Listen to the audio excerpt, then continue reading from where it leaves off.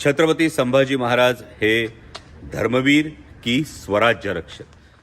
जय शिवराय। अमोल ते अनमोलच्या आजच्या व्हिडिओमध्ये तुमचं मनापासून स्वागत आहे। खरं तर आजचा व्हिडिओ जो महाराष्ट्रात सध्या जी चर्चा सुरू आहे, जो वाद सुरू आहे, त्यावर भाष्य करणारा व्हिडिओ आहे।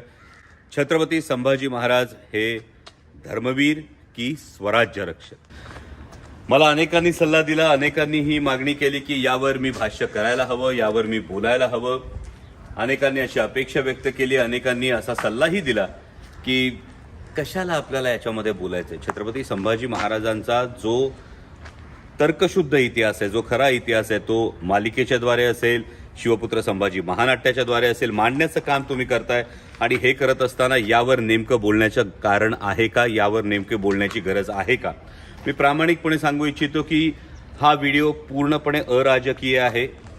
कारण माझं स्वतःचं कायम एक असं म्हणणं आहे की इतिहासाकडे केवळ अभिनिवेशातून बघण्यापेक्षा तर्कशुद्ध बुद्धीनं पाहणं फार गरजेचं आहे। त्या इतिहासातून आपल्याला नेमक्या काय प्रेरणा मिळतात हे पाहणं फार गरजेचं आहे। आणि अशा वेळी ही चर्चा सुरू झाली आहे। माननीय माजी उपमुख्यमंत्री आणि विरोधी पक्षनेते अजितदादा पवार यांनी अधिवेशन काळामध्ये हे विधान केलं आणि त्यावरून ही चर्चा सुरू झाली। छत्रपती संभाजी महाराज धर्मवीर की स्वराज्य रक्षक, आणि त्यासाठी आजचा हा व्हिडिओ आहे। खूप तर्कसंगत पद्धतीनं मला जे उमगलं, मी कोणीही इतिहास संशोधक नाही, मी इतिहासाचा फार गाढा अभ्यासक नाही, परंतु स्वराज्य रक्षक संभाजी ही मालिका करत असताना जे मला जाणवलं, शिवपुत्र संभाजी हे महानाट्य करत असताना, शंभूराजे हे नाटक करत असताना गेले 13-14 वर्ष सातत्यानं या विषयावर तर्कशुद्ध पद्धतीनं विचार करत असताना जे जे जाणवलं ते तुमच्या समोर मांडण्याचा या व्हिडिओतून मी प्रयत्न करतोय।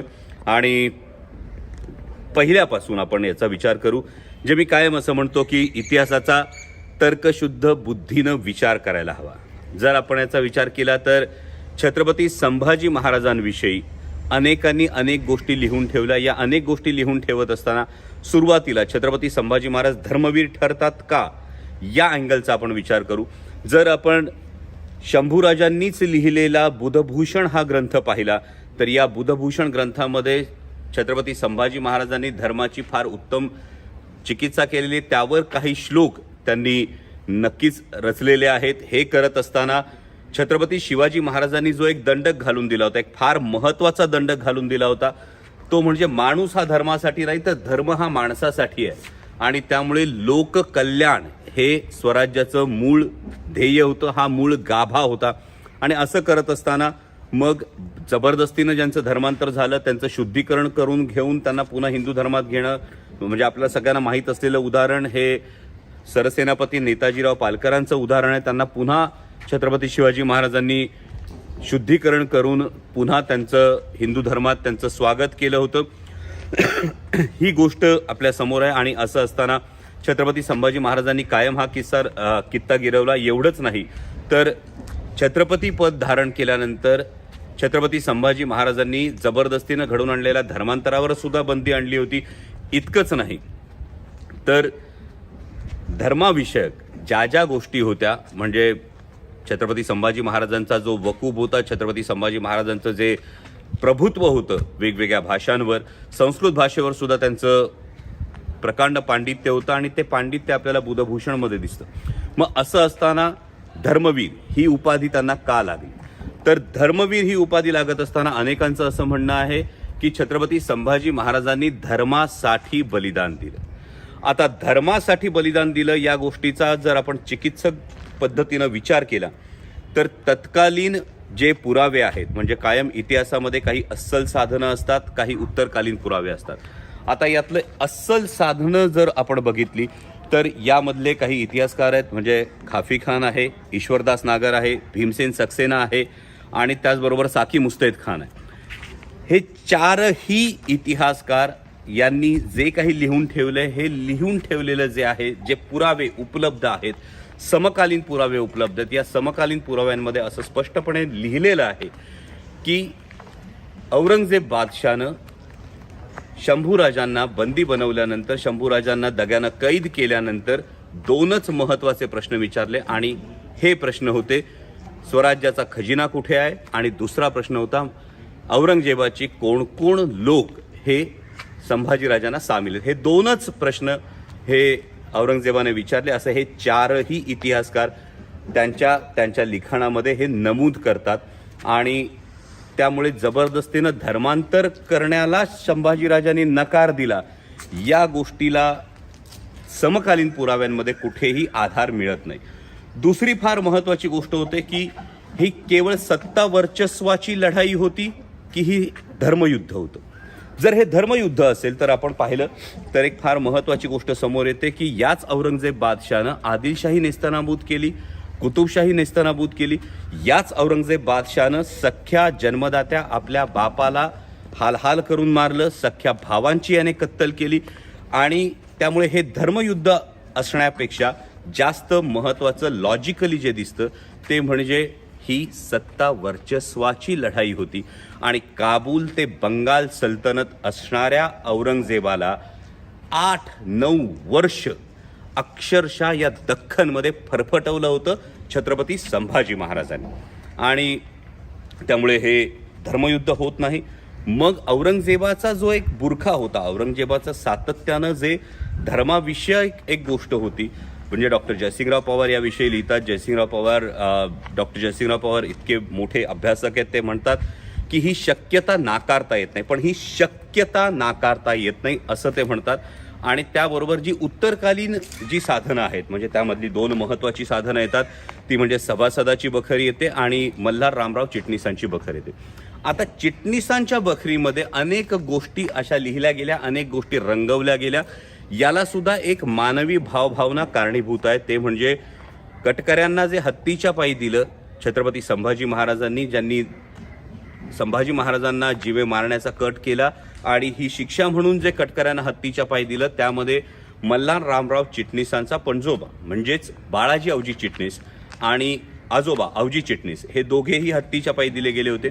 आणि त्यामुळे हा राग कदाचित मल्हार रामराव चिटणीसांच्या बखरीमध्ये आला. आणि ही चिटणीशी बखर जी आहे, या चिटणीशी बखरीचा नंतर अनेक नाटककार असतील, अनेक इतिहासकार असतील, अनेक कादंबरीकार असतील, यांनी त्याचा उहापोह केला किंवा त्याचा संदर्भ हा घेतला गेला.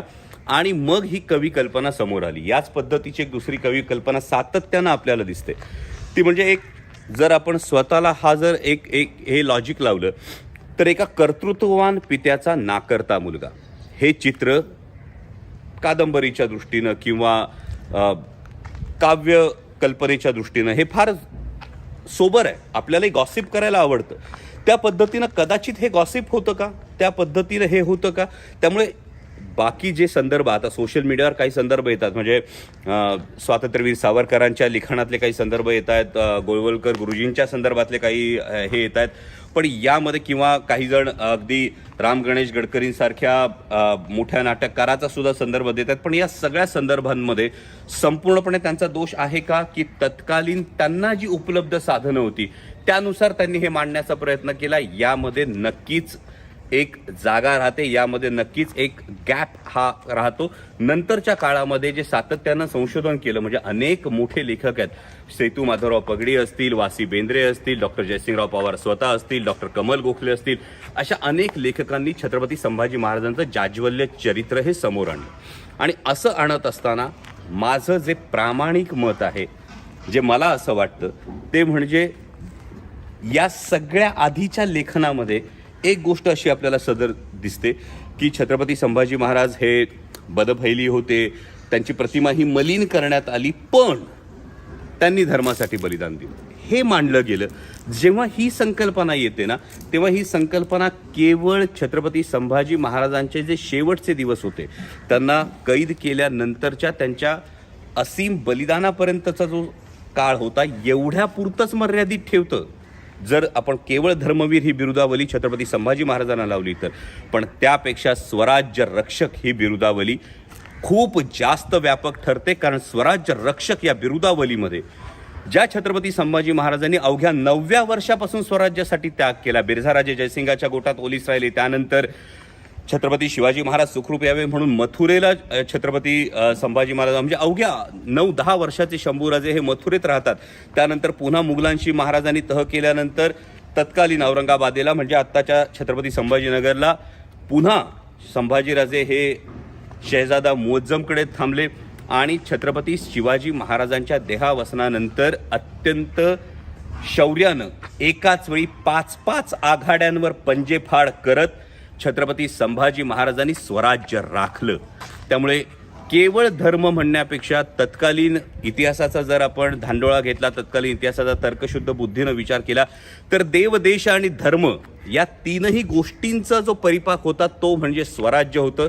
छत्रपती शिवाजी महाराजांनी निर्माण केलेलं. आणि या स्वराज्याचं रक्षण म्हणजे मी सुरुवातीलाही म्हणालो, विचार करा, स्वराज्याचा एक सुभा जो होता ना, म्हणजे औरंगजेबाच्या राज्यामध्ये एकूण 28 सुभे होते आणि त्यातला एक सुभा हा स्वराज्याच्या एकूण आकारमानाच्या 2.5 ते 3 पट होता. म्हणजे एवढ्या बलाढ्य सम्राटाला, एवढ्या मोठ्या शहेनशहाला या पद्धतीनं मुकाबला करणं आणि स्वराज्याचा एकही किल्ला जाऊ न देणं, हे जे छत्रपती संभाजी महाराजांचं शौर्य आहे, हे शौर्य स्वराज्य रक्षक या बिरुदावलीमध्ये जास्त अधोरेखित होतं असं माझं प्रामाणिक मत आहे. आणि हे होत असताना यावर कोणताही वाद निर्माण करण्यापेक्षा मला असं वाटतं की त्यातून नेमकी आपण कोणती प्रेरणा घेत आहोत, त्या इतिहासाकडून आपण नेमकी कोणती प्रेरणा घेत आहोत. म्हणजे पित्याची आज्ञा शिरसावंद्य मानून आपल्या प्राणांची कुरवंडी करणाऱ्या, प्राणांची आहुती देणाऱ्या छत्रपती संभाजी महाराजांची ही पितृभक्ती घ्यायची, त्यांची ही स्वराज्यभक्ती घ्यायची, त्यांची ही या मातृभूमीप्रती असणारी भक्ती घ्यायची. या गोष्टी आपण खरं तर नमूद केल्या पाहिजेत. कारण छत्रपती संभाजी महाराजांचं जे बलिदान आहे, या बलिदानानं एक फार मोठी प्रेरणा या हिंदुस्थानाला दिली.